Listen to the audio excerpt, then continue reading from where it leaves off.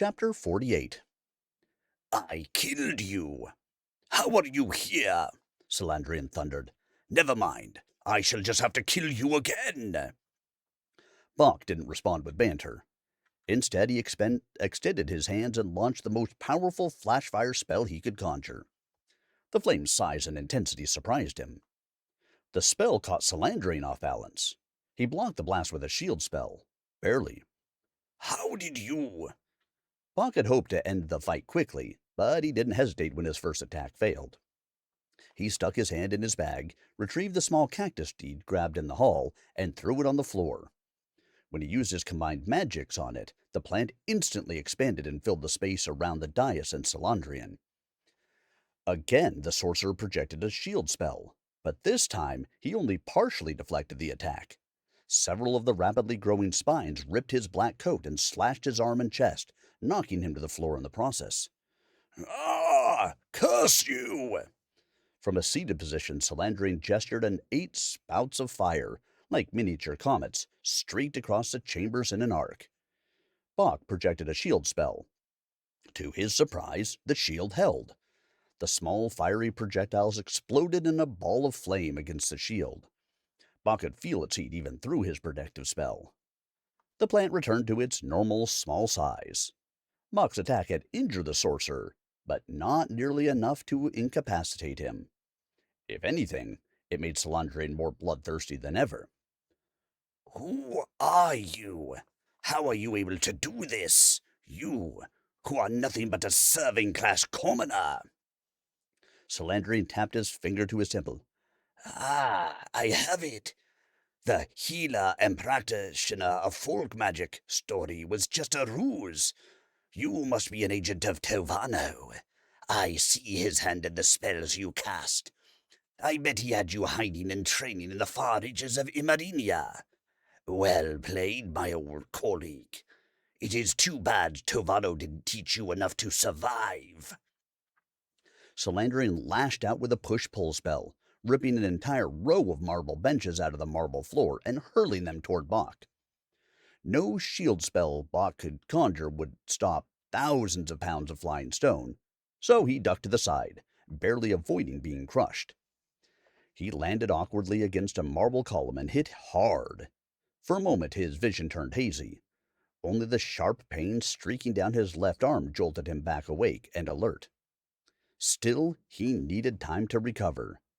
Time Salandrian wasn't inclined to grant him. As Bach fought for his life, Isabella felt more alive than ever. High magic swelled inside of her, building until she could feel it bursting from the pores of her skin. In the corner of her sight, she glimpsed herself in the mirror. Without realizing it, she had levitated several inches above the floor, lifted off the ground by the power of the counterspell.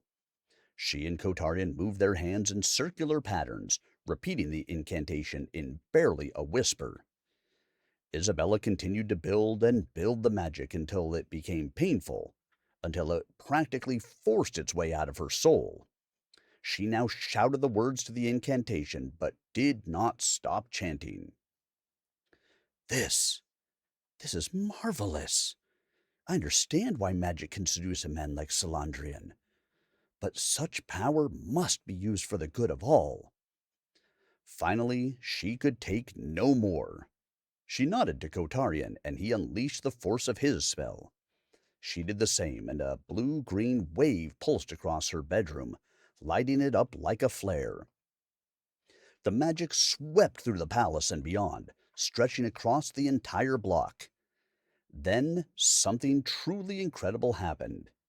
The wall enclosing the palace blinked, then vanished. Likewise, the stasis spell imprisoning the House of Magic disappeared. The people who had been frozen in place resumed their movements, although confused by what they had experienced. From the courtyard she heard a guardian shout, "The barrier is down! To the palace!" Isabella laughed out loud as she looked out her bedroom window. The spell worked. Bach's courage granted us enough time. Hold on, my friend. Help is coming. Now, she and Kotarian had to sustain the spell long enough for their allies to enter the fight. As she had done in so many lonely study sessions, Isabella bit her lower lip, clenched her fists, and concentrated anew. Bach's left shoulder took the brunt of the landing. After the shock subsided, he touched it and winced. Dislocated at best, probably fractured. His left arm would be useless in the rest of the fight, if there even was much more of a battle. The blow also dislodged both his healer's bag and his sword, which lay on the floor between him and the dais, leaving Bach weaponless.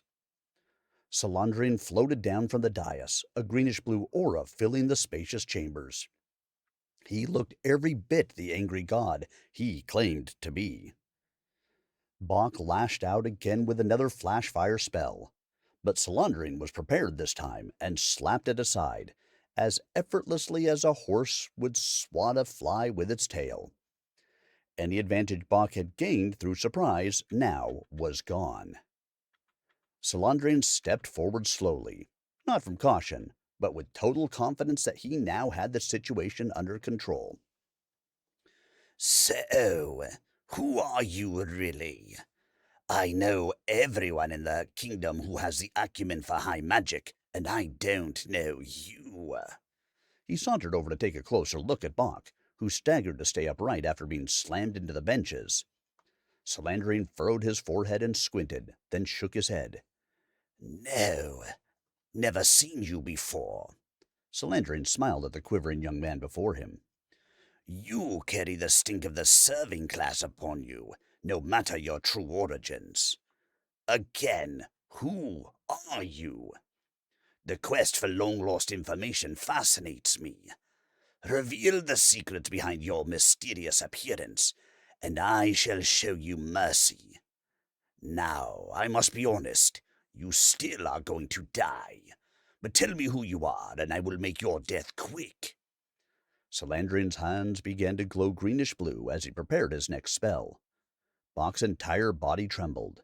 Images, not words, ran through his mind in those next 2 seconds, as Salandrian intended to deliver the fatal blow up close. He thought of his family's simple home in Sola Valley. Mother, father, Yata, and Noji sat at their unpolished pine table, staring at bowls of food they could barely touch. At one point, his father put his hand over his face, while his grave-faced mother turned away, unable to look at her grieving husband. Then his mind went to Aventil, Tovano, Kotarian, Wingate, and Corrigan.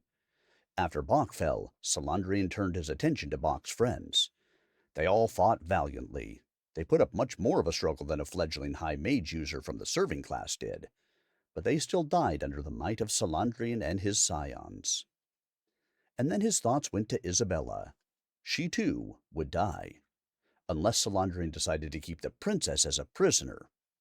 He imagined her in a filthy prison cell, dressed in ragged, dirty clothes, her already small frame shriveled from the lack of food. All her spark had been extinguished as she mutely gripped her cell's iron bars. I can't accept any of these outcomes. I don't know what to do or if I have a prayer of winning, but I will do everything I can to save the people I love. Who am I? Bach stood as tall as he could through his pain, fatigue, and fear. Just a blacksmith's boy. Salandrian rolled his eyes to the ceiling. Ha! A liar until the end. We both know a simple blacksmith's boy could not possess the acumen. But while I am a curious person, I have grown bored of this game. So I will now. Salandrian held his hands in front of his face, his mouth open. He stared at his fingers as if they held a secret clue to an unsolved mystery. What is happening? The blue-green energy around him dimmed, blinked, and then disappeared. The most powerful practitioner of high magic in the 5 Seas now found himself unable to tap into the source of his might. Isabella and Kotarian had disrupted his magic.